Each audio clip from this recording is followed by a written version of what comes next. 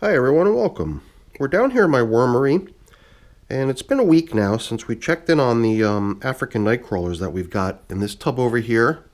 These are the African nightcrawlers I got from Northeast Worms, and the one funny thing that I did in this bin, which I've never really done before, is I've started individually pulling out adult worms from that system and using those selected adult worms to populate this bin.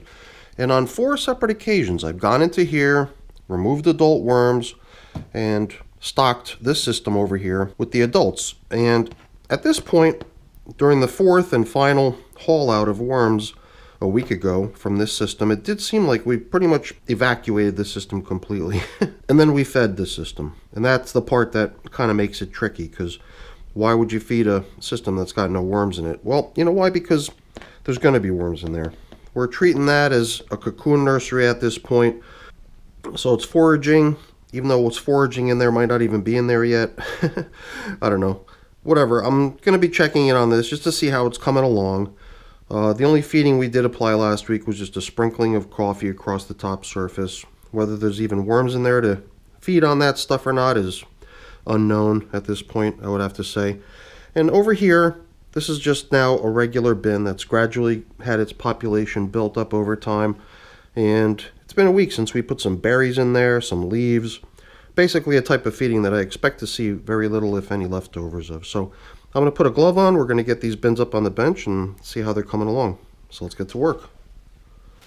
So usually in a 118-day-old bin like this that's already received its 15th and final feeding, where you're almost like at the rim of the container already, running out of space because you're almost full, you'd expect it to be kind of interesting to come in here and see what the worms are making of their environment gradually. But like I said earlier, on a number of occasions I've come in here individually picking out the worms and moving them over to the other container. So like I said, there's maybe not that many worms in here. So the plastic that we had covering this system, there was that newspaper on top of the material here, but over that was the plastic bubble wrap, and that bubble wrap really creates a nice little humid zone beneath itself where there's nice moisture. You could tell the difference from what's not covered out here on the edges being kind of dry and lighter in color compared to the stuff down the middle, which is a lot darker. So before I till all this up, I'm just thinking, hey, some of this stuff we're seeing here is the leftover coffee. And if it just sat out on the surface, was dry, it probably wouldn't get a whole lot of attention. I would think that the coffee that was more inboard under the moisture is the stuff that probably got some attention. And even when it's wet, I think the coffee is distinguishable from the material around it in a worm bin. So I'm not sure if some of what we're seeing here is just sort of a mix of leftover coffee, or maybe has it all been eaten? It's hard to say. That's the thing, in a bin like this, I know that there's still microorganisms feeding. There's still, even though maybe not many composting worms, but there's still probably pot worms and other types of life in here. Still working the material. But over time, the worms will come out of their cocoons. We'll have baby worms, and we'll probably have them in great numbers. Here I've got a handful of material in which there just happens to be 2 worms. They're both very small in size. So it's probably those little guys that are coming up here and nibbling away at the leftovers, helping to break this material in this bin down. And there's this stuff too, all these sticks and stems. The moisture feels really good as I go down. Let me just say, even here on the edge, I only went down about halfway to the bottom, and I'm already in material that feels quite nice and damp. So even though there's lots of bedding mixed in with this, for the most part, I would say proportionally to what else is mixed in amongst it is mainly castings, and that just leads me to the point of, castings have this really great ability to hang on to moisture. So even though the material right on the surface is drying because of its exposure to the air, you go down an inch and you're already in material that feels nice and damp.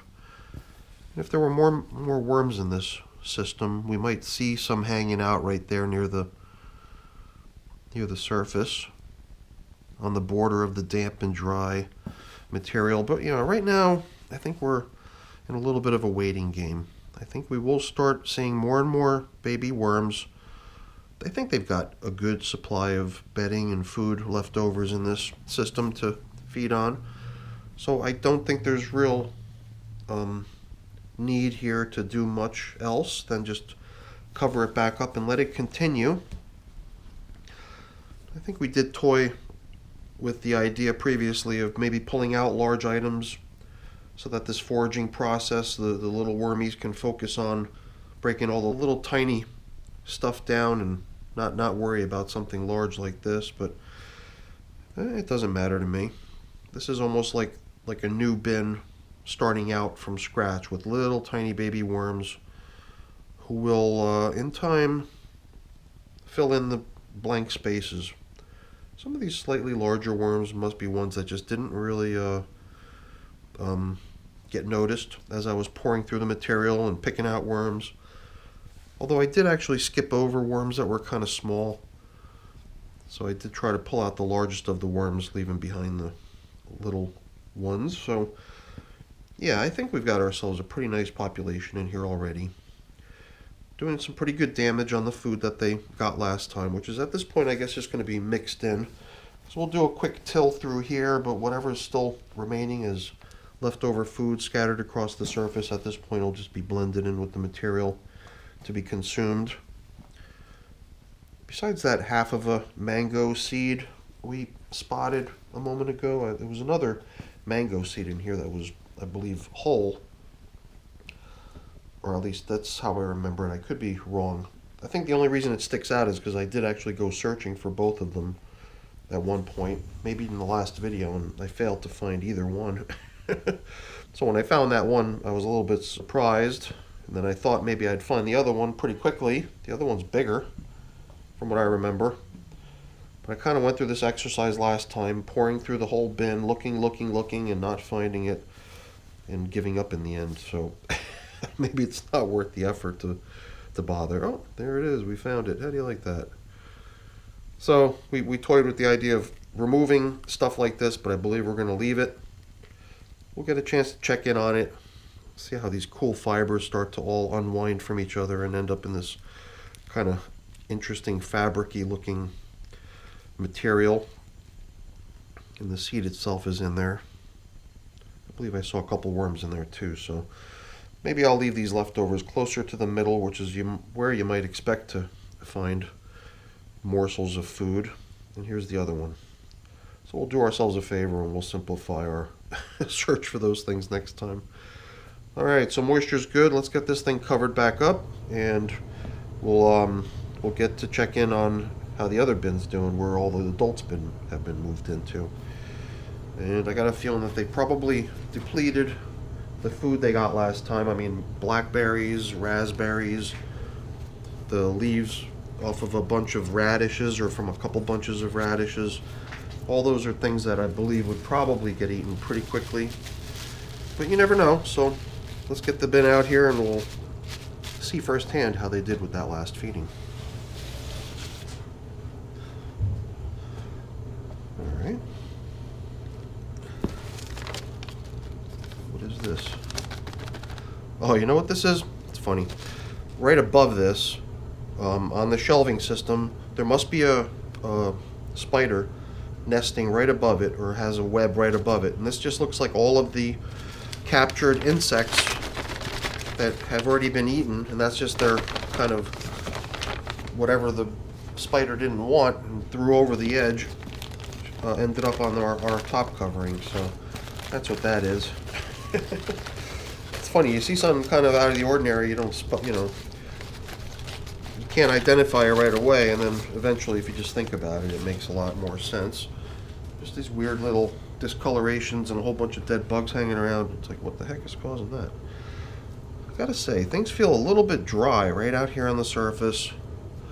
And you may have noticed when we took off the coverings, we made the decision in this system to not have plastic coverings. Maybe that was just a recent change. I don't remember when that switch occurred, but we had only a couple pieces of newspaper. There was a coffee filter and then just that piece of brown paper that the spider made the mess on. But then again, castings do have this ability to hold moisture really nicely, so maybe we just have to go down a little bit below the surface to get to material that's got a good moisture level. Yeah, I mean, I go down and now I can feel good dampness within this material. Got a lot of fresh bedding over here. I guess as we try to peek down to the bottom, I'm just trying to get a sense of how much moisture the system has in it, just based on how much is sort of either collecting on the bottom or not. I don't really see too much going on down there. Here's another mango seed. Also has a little opening in it with, I believe, a worm inhabitant. Here's another worm just hanging out on the stem of a leaf here. Oops. So, I guess as we make our way towards the center of the bin where the feeding was applied last time, we'll probably start bumping into more worms. But everywhere I've looked so far, I've spotted at least one or two. It's like, you do remember me mentioning how it was adult worms, larger size worms, that I was populating this system with. So every now and then you see a little worm here. A little guy like that might have actually been born here, because the system is now 72 days of age. If I remember correctly, it was 65 last time. A week later, it's now 72. Oops. It looks like I just stuck my finger into where the feeding had been applied last time, because I just saw a whole bunch of worms hanging out. But yeah, this is where we placed all these pretty good size mature African night crawlers.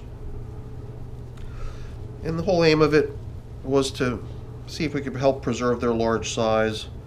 I just feel like my little first attempt at making that happen is not really turning out the way I expected. I'm almost kind of acknowledging the fact that I don't feel like I'm doing it the right way, and I shouldn't really expect to see the types of results that were expected if you manage to keep the adult worms away from the babies. Because, you know, if this system's already over 2 months old, the first batch of worms that were, you know, used to start this bin all that time ago probably mated, probably left cocoons around, and I believe over that time there's been sufficient passage of time for baby worms to be born in here already. Because mixed in with the adult worms, I can certainly see little babies too. So, you know, in theory, if the whole aim of keeping our big worms big was possible by keeping them separate from the babies, we've now kind of missed the opportunity to continue moving them away into yet another location. So I think if this were to work, if I were to start it again and try it again, then I'd probably have to sort of set my expectations a little bit better on how frequently worms have to get moved out and separated from the space that they've been occupying previously. You know, trying to just outrun the babies emerging from the cocoons that they've been depositing all that while. Simply in the interest of having nice, big, large worms. I guess to me it doesn't matter so much if they kind of dwindle in size and they're not as big as they could be. It could mean I'm not keeping their environment damp enough. It could be I'm not feeding them with a high protein diet or whatever it is in the diet that would, you know, stimulate their growth. Maybe I'm not keeping them separate from the babies and that's stunting their growth. I'm sure there's so many things that I could be applying to this if I was really serious about the type of outcome that I'm driving towards. So I think I could probably start again, and I could probably get better results if I paid closer attention to what I was doing.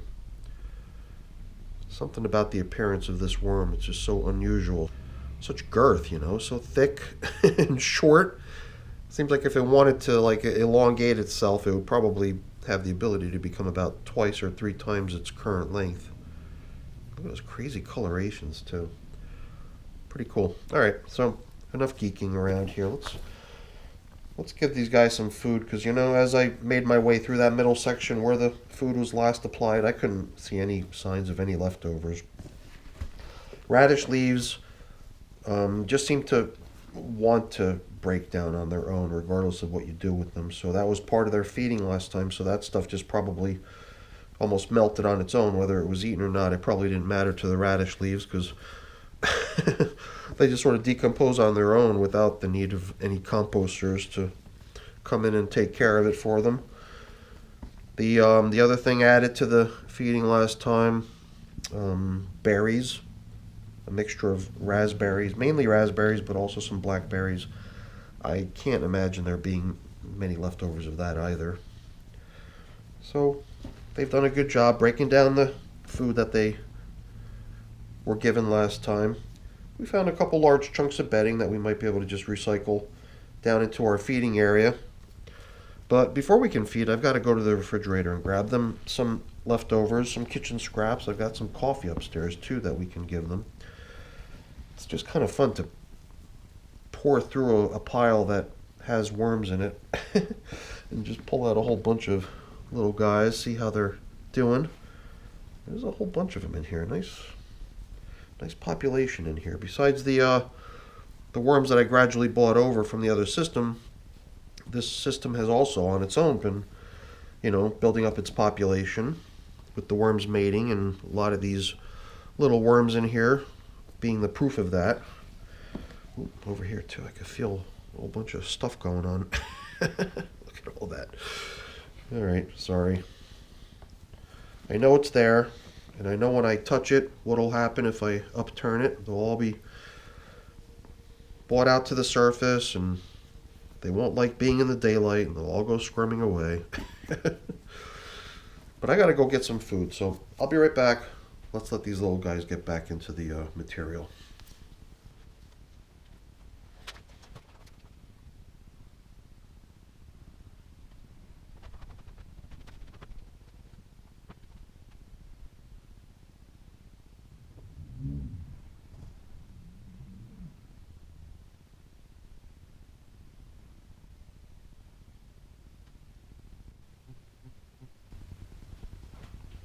In addition to the yummy foods that I bought down for them from the freezer, I've also got my pre-made bedding. And the food is kind of typical: frozen banana peels, frozen vegetable cuttings, coffee. I've even got some pulverized eggshell we can apply as the grit to go with their feeding. I see a lot of these little guys didn't retreat back into the material. I was pretty quick about just heading upstairs and grabbing a few things for them, so I didn't give them a great deal of time. But you know what? I think we're going to do the same thing we did last time. Last time I actually opened up the entire space here in the middle, right down to the bottom, bare plastic. And that gave us a whole lot of space to drop in a whole bunch of bedding, fresh bedding to go with this feeding, or with that feeding. And we're going to do the same. To go with this feeding, we're going to give them a whole bunch of fresh bedding. And I guess by having a whole bunch of this stuff stacked up on the side, we've got a whole bunch of material that we can cover up with really easily at the end too. So I should be careful. I'm going to trip off some behavior of these worms that causes them to want to flee when they feel like they're being invaded or something like that. So I don't want that to happen.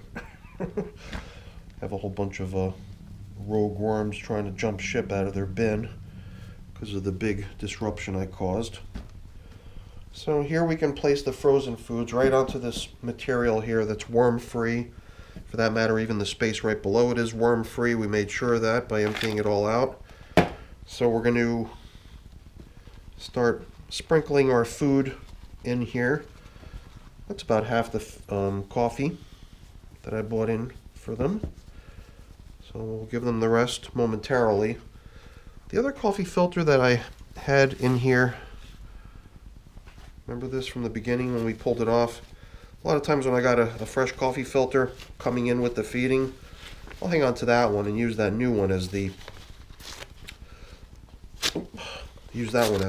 top covering sheet of paper where we mark where we fed last. So we could use the new one as our new feeding zone indicator. This old one can go in as surplus bedding. And these pieces of paper that we were covering up with still looking pretty good, so we'll just keep those around and use them as coverings at the end. I'm just questioning whether we might want to go back to covering with plastic in here, you know, because it did seem like the top surface could have been a lot more damp if we had a type of covering on this system that doesn't allow for moisture to evaporate away. I can't remember why we opted for that. Maybe we just thought it was more beneficial to have a type of covering that allows for a little bit more airflow. But if it's going to be so much airflow that it also creates drying of the material, yeah, I don't know. Don't see the benefit in letting things get too dry, so you could probably tell I'm sort of toying with the idea of maybe getting some plastic to cover up with here at the end. Alright, so a little bit of stuff left here. I don't know why, it just doesn't seem like much. It doesn't seem like it's going to last long. I got this feeling that these worms are going to burn through this feeding pretty quickly. All of these tiny fragments of vegetables, since they've been frozen, once they thaw out, I think they're just going to turn to mush. Should make it pretty easy for the worms to chew on it. Break it all down. That should make it pretty easy for the worms to be able to break this stuff down pretty quickly. Alright, we'll set this aside as part of our coverings for the end. I think we can get covered up here. Maybe even give them a little additional shot of grit for this top layer of food. And then we can get this whole thing back into action. Yeah, I like the way things look in here. Lots of worms everywhere. I'm just brainstorming what I could do as far as coverings go. I think even last time, you know, the way those papers were arranged, it reminds me of what we tried doing here last time. Last time we thought that if we did a better job laying those pieces of newspaper out more thoroughly across more of the top surface, that we'd be able to prevent a lot of the evaporating moisture from escaping the bin, but it really didn't do much. It may have helped a little bit, so I'm not going to write it off as a complete failure, but I think what we ended up with was material that did seem a little bit too dry on the surface. Maybe so much so that it was, you know, putting the worms off, preventing them from wanting to hang out there. So I think after we get these paper-based coverings, for the most part, replaced back into their approximate locations, we won't have to be so careful as to how much we cover this time, because it's not the paper that's going to be doing the preservation of moisture within the system. It's going to be the plastic that I bought over, this piece right here. It kind of lets a little bit of light through, so maybe around the edges where there's no paper, it's going to maybe let some daylight through. I don't think it's really going to put the worms off too much. I mean, for that matter, we could bring in that piece of paper bag material that was covering things here earlier, right here, this one. And this can actually be our light barrier, keep things nice and dark underneath the plastic, so the worms can come up and, you know, hang out there, enjoy the moisture that collects there, and maybe we'll see some more worms here to welcome us next time we come in to check on this bin. But for now, I think things look pretty good in here. 72-day-old bin. I don't even know how many feedings it's been. 6, 7, maybe 8 feedings. Offhand, I can't recall, but it seems to be doing a really nice job. And with this feeding it got here this time, we might have to come back here in another week or so to give it more. So we'll check back in here at that time. But until then, that's it for the video. Hopefully you enjoyed it. If you did, as always, please remember to leave me a thumbs up. That's always really appreciated. And if you haven't done so already, please also consider subscribing to the channel too. That's really appreciated as well. All right, everyone, have a great day. Thanks for watching.